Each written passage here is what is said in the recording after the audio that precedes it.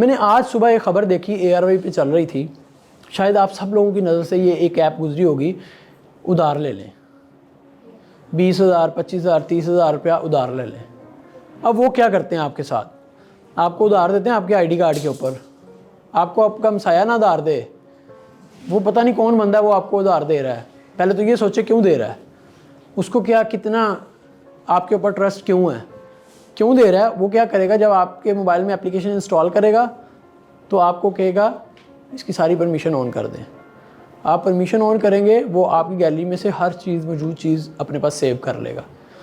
वो मुख्तलिफ़ जगहों पे आपका कैमरा ऑन करके अपने पास कुछ भी रख रहा है, हमें नहीं पता।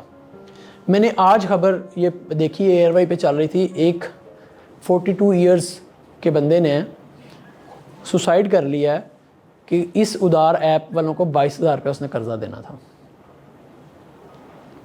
अब सोचें कि वो क्या कर रहे होंगे, मुझे तो नहीं पता, मैं बस इमेजिन ही कर सकता हूँ कि वो उसके साथ क्या कर रहे होंगे कि वो इतना इंतहाई कदम उठाने पे मजबूर हो गया। अच्छा, बाहर निकलोगे, गैलरी का एक्सेस होता है सारा हमारे पास। 22,000 रुपये के लिए जो कर्जा उसने वापस करना है एक ऐप को, उसके लिए उसे खुदकुशी करनी पड़ी।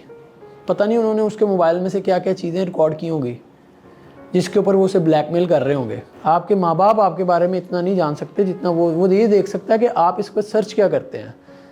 वो ये देख सकता है कि आप सारा दिन मोबाइल पे क्या एक्टिविटी करते रहे हो या करती रही हो, आपके मोबाइल में कौन कौन सी पिक्चर हैं, कौन सी पिक्चर आपने हाइड की हुई हैं, वो सब कुछ उसको नज़र आ सकता है।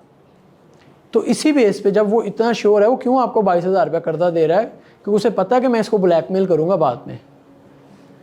तो ये कोई भी ऐप कर सकती है।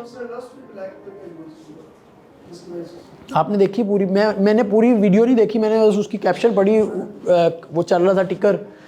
अब उसमें क्या है, जो आपने बात की, कोई ऐप, जो ऐप आपको पैसे कमाने की बात कर रही है इस तरह उन स्टोर पे, आप देखें वो आपको ऑफ़र क्या करती हैं।